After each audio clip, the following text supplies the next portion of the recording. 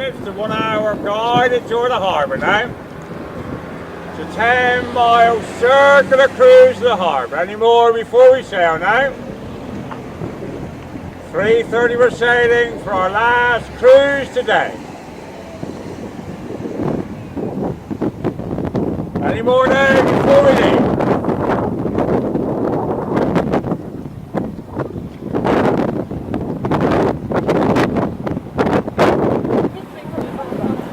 Time to catch the boat now, our last cruise today for the 1 hour cruise.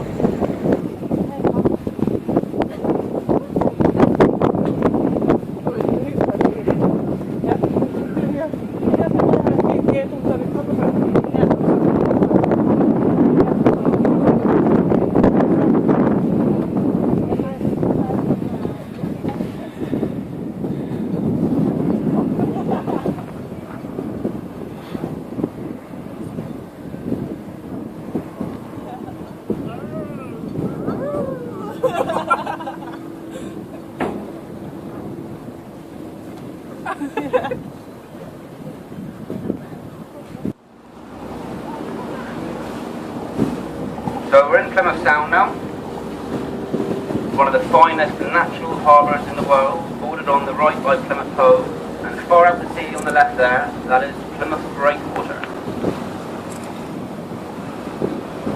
The Breakwater was built by John Rennie and Joseph Whitby. The work started in 1882, but was completed in 1841 with some help of 30,000 French prisoners of war. 4 million tons of rock were used in the construction, and it cost £1.5 million at the time. 40 foot wide at the top, 200 feet wide at the bottom, and approximately 1 mile in length. On the far right end, as we look out to it, there's the lighthouse. And on the far left end is actually a survival cage which can hold up to 8 people.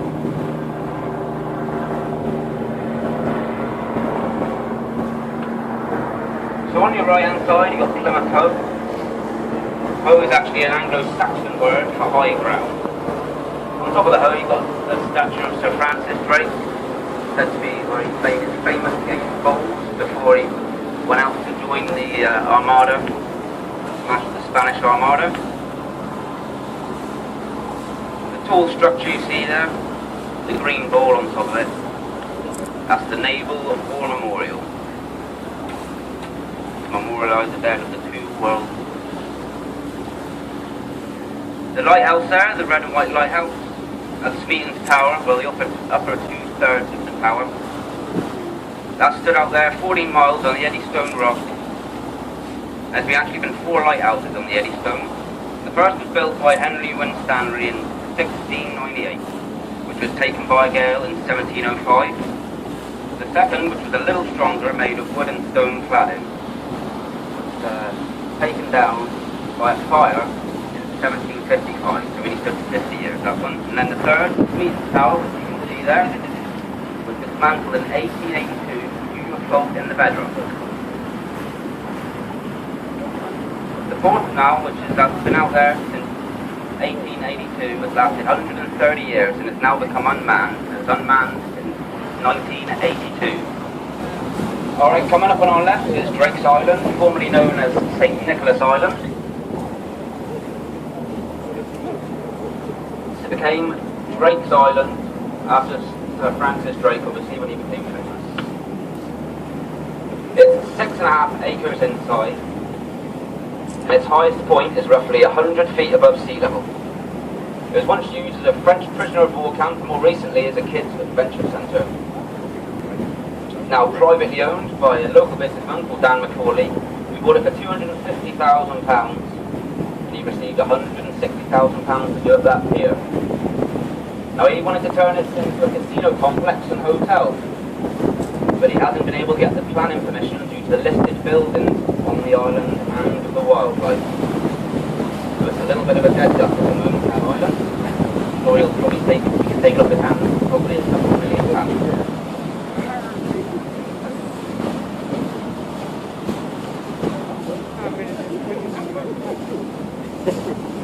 We've got Mayflower Marina, which will be coming up in a minute on our right hand side. So just before that we have the Royal William Fitzing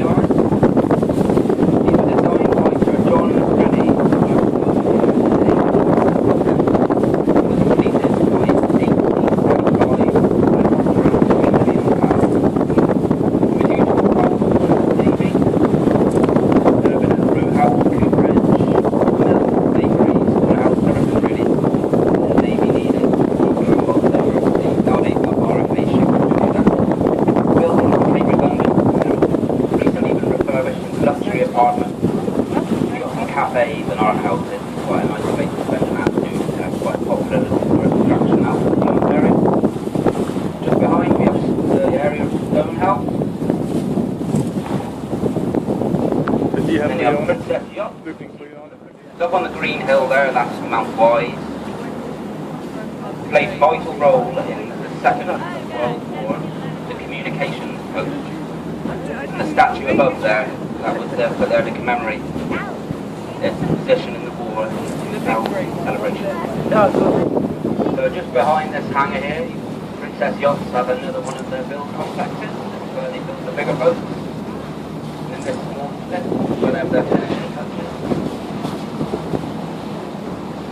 These are up to £10 million, depending on the fittings, whether it's gold or platinum, door handles, gold toilet seats. I think they can pretty much cater for everything. Then right in the distance underneath those big high-rise multicoloured buildings, and that's known as the ropery. It was used in the 18th century, and all the ropes were woven there for the wooden warships at lengths of 720 feet. That's why that building is so long. And in there is the hangman's cell, still in use today. Take my mother-in-law in there every week.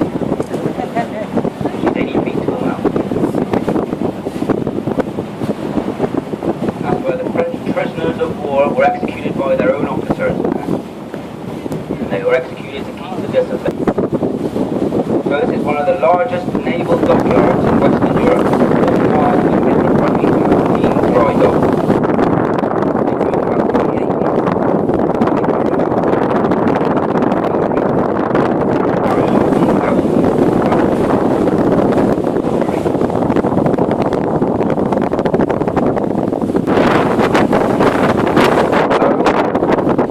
Italian, French,